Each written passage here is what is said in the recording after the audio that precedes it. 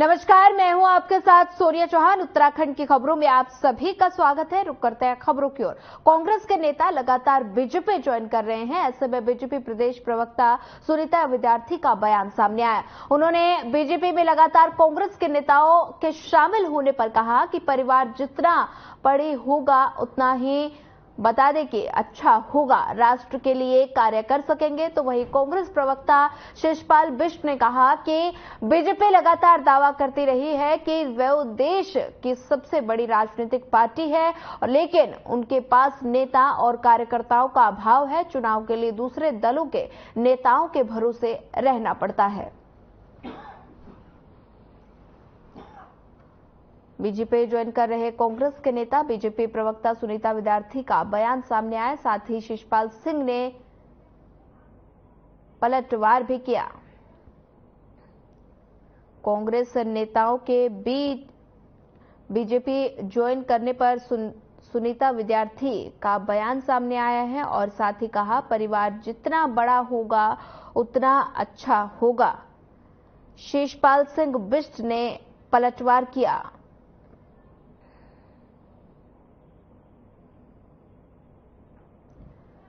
कांग्रेस नेताओं के BJP join करने पर सुनीता विद्यार्थी का बयान, कहा परिवार जितना बड़ा होगा उतना अच्छा होगा। शिषपाल सिंह बिष्ट ने पलटवार भी किया।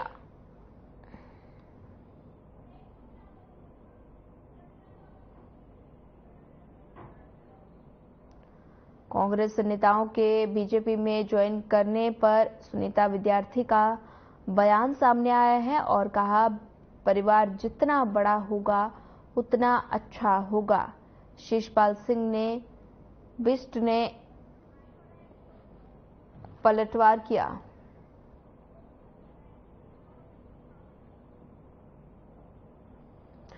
कांग्रेस नेताओं के बीजेपी ज्वाइन करने पर सुनीता विद्यार्थी का बयान सामने आया है। साथ ही कहा कि परिवार जितना बड़ा उतना ही अच्छा होगा। ये सुनीता विद्यार्थी की तरफ से ये बयान दिया गया है और साथ ही शिषपाल सिंह बिष्ट ने भी पलटवार किया। कांग्रेस नेताओं के बीजेपी ज्वाइन करने पर सुनीता विद्यार्थी का बयान सामने आया है। लगातार कांग्रेस नेता बीजेपी ज्वाइन कर रहे हैं, जिसको लेकर सुनीता विद्यार्थी का बयान सामने आया। साथ ही उन्होंने कहा कि परिवार जितना बड़ा होगा उतना अच्छा होगा। और वहीं शिषपाल सिंह बिष्ट ने पलटवार किया है। बता दें कि कांग्रेस नेताओं के बीजेपी ज्वाइन करने पर सुनीता विद्यार्थी का बयान सामने आया है। कहा, परिवार जितना बड़ा होगा उतना अच्छा होगा। और वहीं शिषपाल सिंह बिष्ट ने भी इस पर पलटवार किया है। दरअसल लगातार कांग्रेस नेताओं का बीजेपी में ज्वाइन करने को लेकर बता दें, सुनीता विद्यार्थी का बयान सामने आया और इस दौरान उन्होंने कहा कि परिवार जितना बड़ा होगा उतना अच्छा होगा।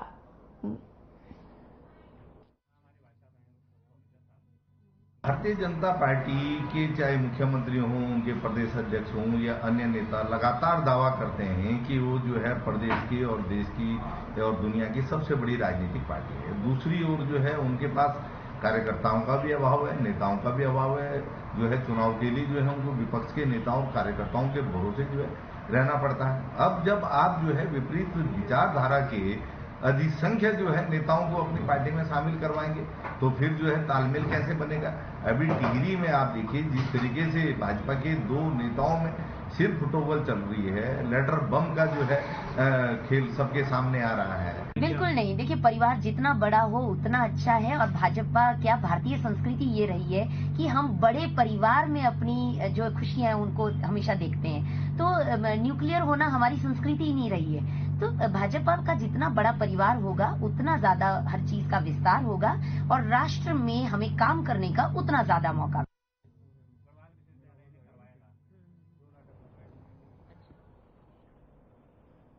चारधाम की यात्रा उत्तराखंड और पहाड़ों पर बसे लोगों के लिए आय का मुख्य स्रोत है और ऐसे में चुनाव के बीच व्यवस्था को लेकर बीजेपी के प्रदेश प्रवक्ता सुनीता विद्यार्थी ने कहा कि सारी सुविधाओं की बारीकी से जांच की जा रही है और सरकार की ओर से भी सारी व्यवस्थाओं को दुरुस्त कर लिया गया है। और साथ ही उन्होंने कहा कि श्रद्धालुओं को ऑक्सीजन से लेकर दवाइयां तक उपलब्ध कराई जाएंगी। वहीं एक हफ्ते में बता दें 12 लाख श्रद्धालुओं ने रजिस्ट्रेशन कर लिया है।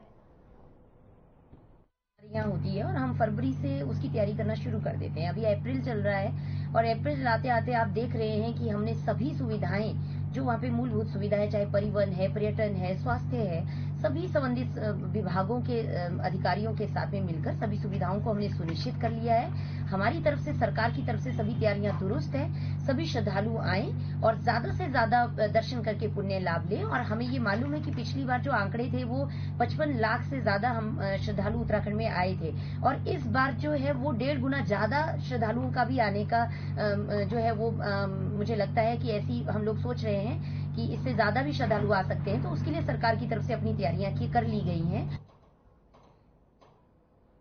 देहरादून के कांग्रेस मुख्यालय में प्रदेश अध्यक्ष करण माहरा की अध्यक्षता में बैठक की गई और बैठक में कांग्रेस महानगर के लोग भी शामिल हुए और इस दौरान निकाय चुनाव और उसकी तैयारी को लेकर भी चर्चा की गई। प्रदेश अध्यक्ष करण माहरा ने कहा कि प्रदेश में भी लोकसभा चुनाव में विभिन्न बूथों की लिस्ट से नाम गायब होना और दूसरे वार्डों के बूथों पर वोट डालना जैसे गड़बड़ियां सामने आई थी और इसके साथ ही आगामी निकाय चुनाव के लिए आरक्षण तय न हो, ओबीसी वर्ग के कुछ दिक्कतों पर भी जल्द ही चर्चा की गई और साथ ही जल्द ही इन सभी शिकायतों और सुझाव को जिला अधिकारी को भेजा जाएगा।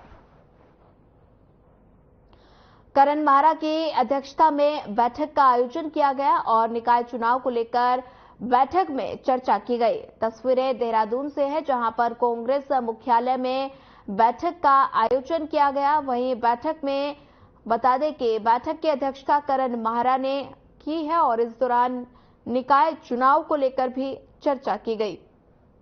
तस्वीरें देहरादून से है जहां पर कांग्रेस मुख्यालय में बैठक का आयोजन किया गया। वही बैठक की अध्यक्षता करण माहरा ने की है और साथ ही इस बैठक में निकाय चुनाव को लेकर चर्चा भी की गई।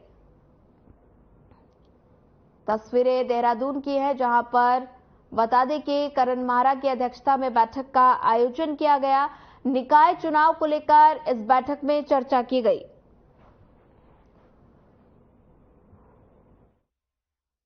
सामान्य औपचारिक हमारी चर्चा थी। महानगर पालिका के काफी लोग आज पीसीसी में थे और उन लोगों ने कहा कि हमको अगला चुनाव, क्योंकि वो लिस्टें बनने लगे, उस पर चर्चा थी और किस तरीके से वोट्स में गड़बड़ियां हुई हैं, लोगों के नाम गायब हुए हैं, दूसरे वार्ड के लोगों के नाम दूसरे वार्ड में डाले गए हैं और कहीं कहीं मैं देख रहा हूं कि भवन के नंबर नहीं डाले गए हैं, जिससे बहुत बड़ा गड़बड़ लग रहा है। अभी तक जो है जो आरक्षण है उसकी घोषणा नहीं हुई है। ओबीसी में भी कुछ किस्म की दिक्कतें आ रही थी। कई लोग ऐसे हैं जो अपने गांव के हिसाब से ओबीसी हैं।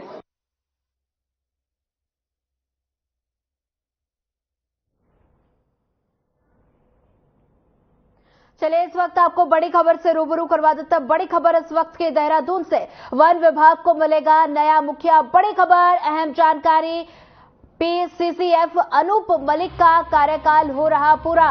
30 अप्रैल को खत्म होगा मलिक का कार्यकाल। आचार संहिता के बीच तैनाती को लेकर चर्चा। बड़ी खबर, अहम जानकारी, धनंजय मोहन के नाम पर लग सकती है मुहर। सबसे वरिष्ठ आईएफएस अधिकारी हैं धनंजय मोहन। बड़ी खबर, अहम जानकारी आपको दे रहे हैं आपके टेलीविजन स्क्रीन पर।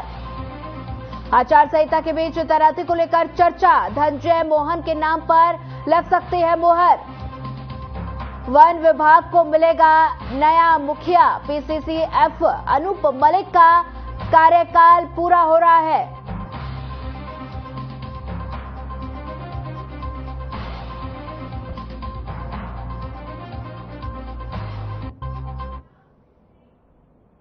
नगर निगम संपत्ति ना जमा करने वाले कंपनी के विरुद्ध कार्रवाई करेगी और बता दें कि आईटी पार्क स्थित ऐसे 21 कंपनियों को भुगतान के नोटिस भेजे गए हैं और इन कंपनियों पर अब तक तकरीबन 7 करोड़ रुपए बकाया है। और नगर निगम कर अधीक्षक पूनम रावत ने बताया कि नगर निगम ने सख्ती दिखाते हुए कार्रवाई की तैयारी कर दी है और आईटी पार्क क्षेत्र में निजी कंपनियों के कई भवन हैं और कुछ सरकारी संस्थानों को छोड़कर ज्यादातर कंपनियां नगर निगम को अदा नहीं कर रही और साथ ही नगर निगम ने ऐसे 21 कंपनियों को चिन्हित कर नोटिस भेजे हैं।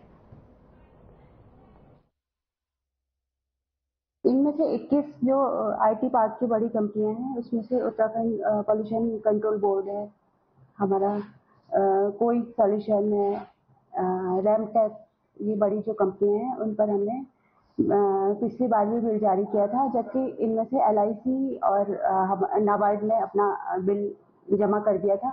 इस बार 21 कंपनियों को हमारे द्वारा बिल जारी किए गए हैं। नगर निगम आने वाले दिनों में इनके अंतिम नोटिस जारी कर।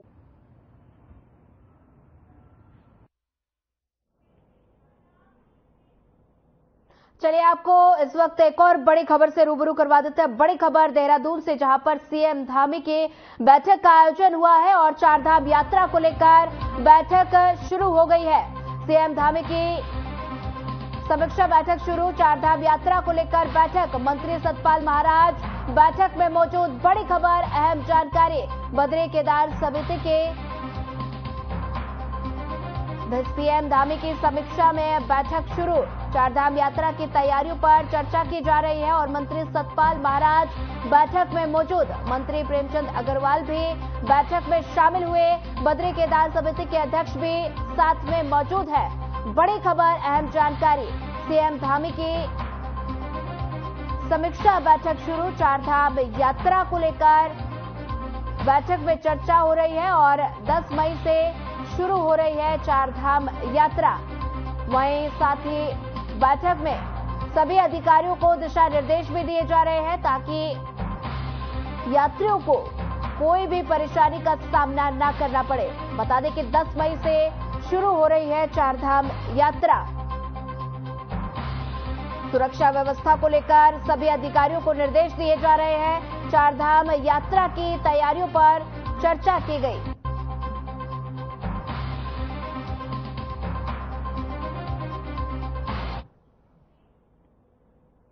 गर्मियों का सीजन आते ही हल्द्वानी शहर में आग लगने की घटनाएं लगातार बढ़ने लगी हैं और जिसके चलते शहर भर में लगे फायर हाइड्रेंट की जांच की जाए, सिटी मजिस्ट्रेट एपी वाजपेयी कर रहे हैं। और बता दें कि उन्होंने शहर के मंगल पड़ाव, मंडी और बाजार क्षेत्र समेत विभिन्न इलाकों के लगे 15 फायर हाइड्रेंट का निरीक्षण किया और उनमें से वाटर सप्लाई चेक की गई। साथ ही जिनमें मंडी क्षेत्र के आवासीय परिसर में लगे फायर हाइड्रेंट को एक्टिवेट नहीं कर पाया गया और साथ ही चेक करके ठीक करने के निर्देश सिटी मजिस्ट्रेट ने संबंधित विभाग को दिए। और सिटी मजिस्ट्रेट ने बताया कि शहर में 8 जल संस्थान और 7 पेयजल निगम के फायर हाइड्रेंट हैं, जो कि आपातकाल में फायर ब्रिगेड की गाड़ियों को भरने और आपात स्थिति में आसपास के क्षेत्र में आग बुझाने का काम आते हैं।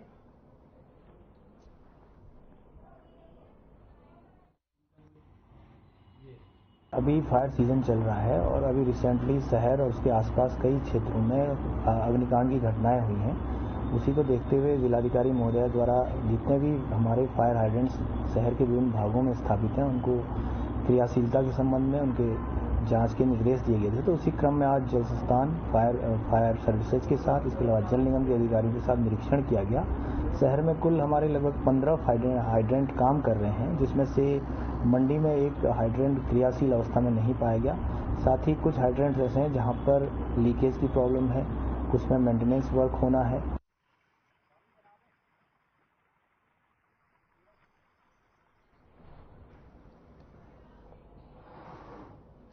नैनीताल जिले में पर्यटन सीजन को लेकर तैयारी शुरू हो गई है। गर्मी के सीजन में देश विदेश से सैलानी पहाड़ों की ठंडी वादियों में घूमने के लिए आते हैं, लिहाजा हमेशा पार्किंग और यातायात की व्यवस्था पर्यटकों को परेशानी में डालती है और इसीलिए जिलाधिकारी ने यातायात से लेकर पर्यटकों के लिए पार्किंग व्यवस्था सुनिश्चित करने के लिए अधिकारियों को निर्देश जारी किए हैं और जिलाधिकारी वंदना सिंह का कहना है कि प्रशासन द्वारा कई पार्किंग चिन्हित की गई है और साथ ही कई पार्किंग के निर्माण चल रहे हैं और जिन्हें जल्द सुचारू कर दिया जाएगा और साथ ही पर्यटकों को बेहतर व्यवस्था मिले, यही हमारा प्रयास है। और यातायात व्यवस्था के लिए पुलिस विभाग भी पर्यटन सीजन में विशेष व्यवस्था कर रहा है।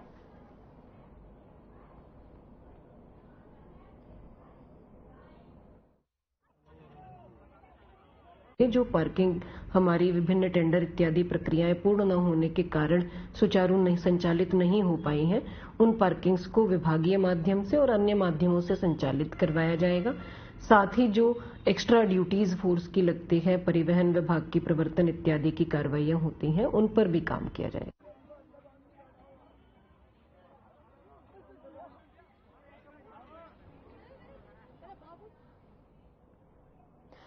एसएसबी भर्ती परीक्षा में फर्जी अभ्यर्थी बनकर धोखाधड़ी करने वाले अभियुक्त को पौड़ी पुलिस ने गिरफ्तार कर लिया। गिरफ्तार अभियुक्त के भाई पूर्व फौजी को पुलिस ने गिरफ्तार कर लिया।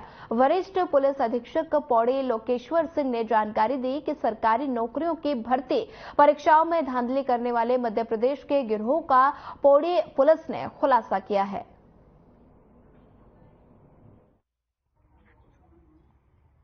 पौड़ी पुलिस जो है हमारे पास एक शिकायत प्राप्त हुई थी जिसमें एक गिरोह है जो कि यहाँ पे सरकारी नौकरी में भर्ती दिलाने के नाम पर पैसे लेती है और उसमें धोखाधड़ी करती है और धोखाधड़ी के आधार पर सरकारी नौकरी लगाने का काम करती है, जिसमें हम लोगों ने कोतवाली श्रीनगर में एक मुकदमा पंजीकृत किया और मुकदमा पंजीकृत करने के बाद एक अभियुक्त उसमें प्रकाश में आया जो कि मध्य प्रदेश से इस गिरोह को चला रहा था। उस अभियुक्त को हम लोगों ने गिरफ्तार किया है जो कि यहाँ श्रीनगर में एसएसबी में नौकरी लगाने के नाम पर उसने कुछ अभियुक्तों से पैसे लिए थे और धोखाधड़ी की थी।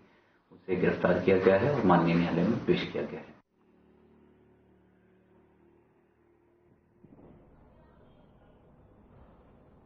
अगली खबर हल्द्वानी से है, जहां गर्मी बढ़ने के साथ ही लोग बीमारियों की चपेट में आ रहे हैं। शहर के सरकारी और निजी अस्पतालों की ओपीडी में इन दिनों डायरिया के मरीज बढ़ गए हैं और हालात ये हैं कि उल्टी, दस्त और बुखार से पीड़ित गंभीर मरीजों को भर्ती तक करना पड़ रहा है और डायरिया के बढ़ रहे मामले अब चिंता का सबब बन रहे हैं। और अभी गर्मी शुरू ही नहीं हुई और डायरिया के मरीजों की संख्या लगातार बढ़ने लगी है।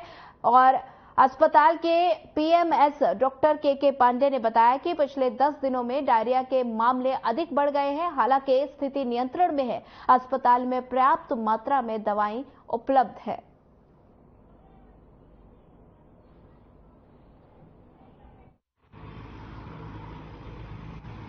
ऐसा है, हमारे यहाँ डायरिया के केसेस जो हैं वो मेडिसिन डिपार्टमेंट में भी आ रहे हैं और जो पीडियाट्रिक डिपार्टमेंट है बाल रोग विभाग में भी आ रहे हैं और दोनों ही विभागों में लगभग ये मान के चलें कि 10 से 15 मरीज या 20 मरीज दोनों ही विभागों में प्रतिदिन आ रहे हैं। हालांकि उनमें से अधिकांश जो हैं वो ज़्यादा गंभीर अवस्था में नहीं हैं और उनको जो है ओरल ट्रीटमेंट से ही एडवाइस किया जा रहा है, लेकिन कुछ मरीजों में क्योंकि डिहाइड्रेशन ज़्यादा हो रहा है तो उन्हें भर्ती करने की आवश्यकता पड़ रही है।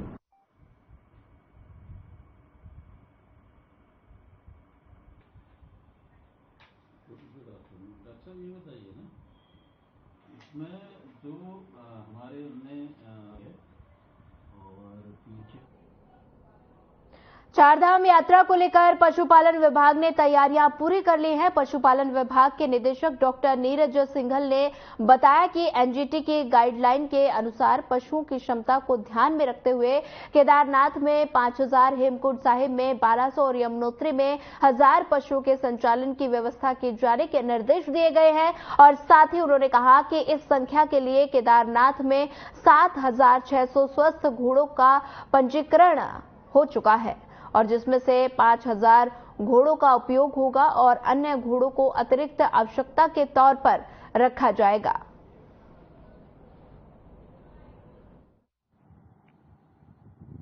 इस बार चारधाम यात्रा में जो घोड़े खच्चरों के जहां तक की स्थिति है, एनजीटी के रूल के अनुसार जो हमारा भार ऐसे यात्रा पर क्षमता के अनुसार केदारनाथ में 5000 और आपका हेमकुंड साहिब में 1200 और आपके यमुनोत्री में 1000 पशुओं के संचालन की व्यवस्था की जाने के हमारे निर्देश हैं और इसी की कैपेसिटी में हम काम कर रहे हैं।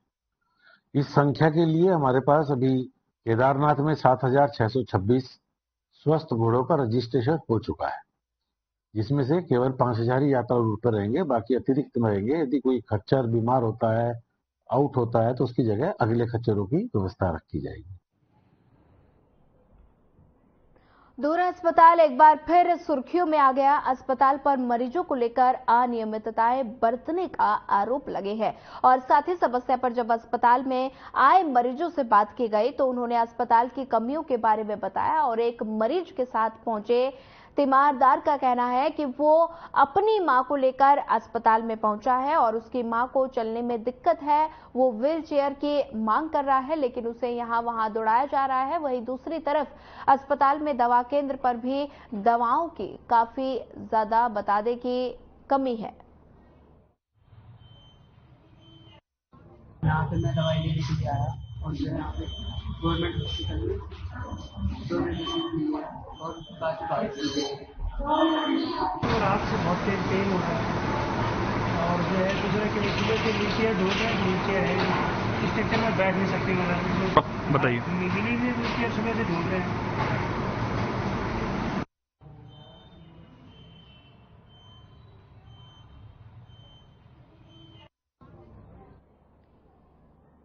रिजर्व फॉरेस्ट के चैड मुंडा के जंगल में आग भड़क गई और जिसके बाद डीएफओ समेत वन कर्मियों की कड़ी मशक्कत के बाद आग पर काबू पाया गया। और बता दें कि पौड़ी गढ़वाल गर्मी बढ़ने के साथ जंगलों में आग लगने का सिलसिला शुरू हो गया और ऐसे में बता दें कि आपको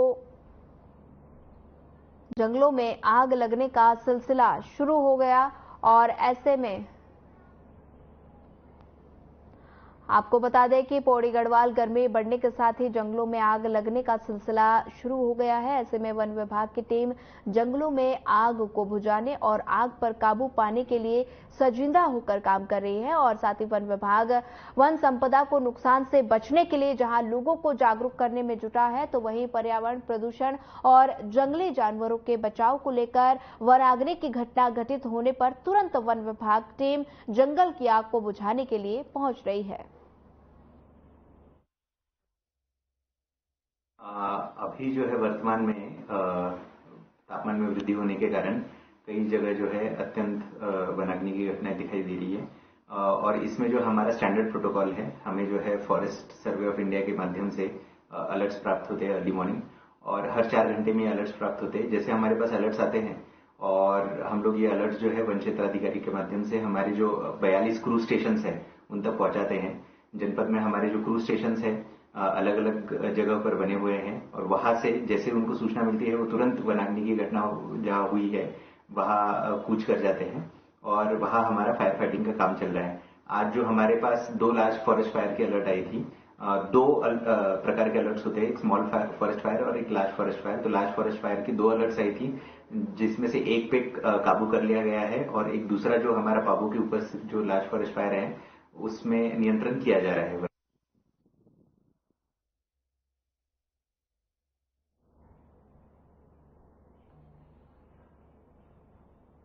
उत्तराखंड से राज्यसभा के लिए निर्विरोध निर्वाचित बीजेपी प्रदेश अध्यक्ष महेंद्र भट्ट ने नई दिल्ली में राज्यसभा की सदस्यता की शपथ ली। राज्यसभा के सभापति और उपराष्ट्रपति जगदीप धनखड़ ने उन्हें सदस्यता दिलाई। वहीं आपको बता दें कि महेंद्र भट्ट उत्तराखंड के सीमांत जिले चमोली के निवासी हैं और वो बद्रीनाथ विधानसभा के विधायक भी रह चुके हैं और वो वर्तमान में बीजेपी के प्रदेश अध्यक्ष के पद पर कार्य कर रहे हैं। बीजेपी के प्रदेश उपाध्यक्ष ज्योति प्रसाद गोरेला ने महेंद्र भट्ट को शुभकामनाएं दी।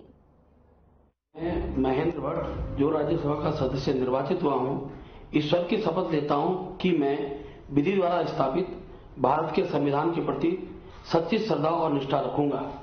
मैं भारत की प्रभुता और अखंडता अक्षुण्य रखूंगा तथा जिस पद को मैं ग्रहण करने वाला हूं उसके कर्तव्यों का श्रद्धापूर्वक निर्वहन करूंगा। भारतीय जनता पार्टी के प्रदेश अध्यक्ष महेंद्र भट्ट जी ने आज राज्यसभा की सांसद के तौर पर शपथ ली है। सभी कार्यकर्ताओं की ओर से, व्यक्तिगत अपनी ओर से तो बहुत ढेर सारी शुभकामनाएं हैं। निश्चित तौर पर महेंद्र जी के राज्यसभा सांसद के रूप में उत्तराखंड विकास की गति में और आगे बढ़ेगा। उत्तराखंड के लिए नई योजनाओं से, नए रास्तों से उत्तराखंड में प्रगति के रथ नहीं है और आगे तेजी से आगे चलेंगे। मुझे पूरा विश्वास है महेंद्र भट्ट जी के विजन के ऊपर, महेंद्र भट्ट जी के कार्यों के ऊपर। फिलहाल इस बुलेटिन में इतना ही। ज्यादा खबरों के लिए बनी रहिए हमारे साथ। नमस्कार।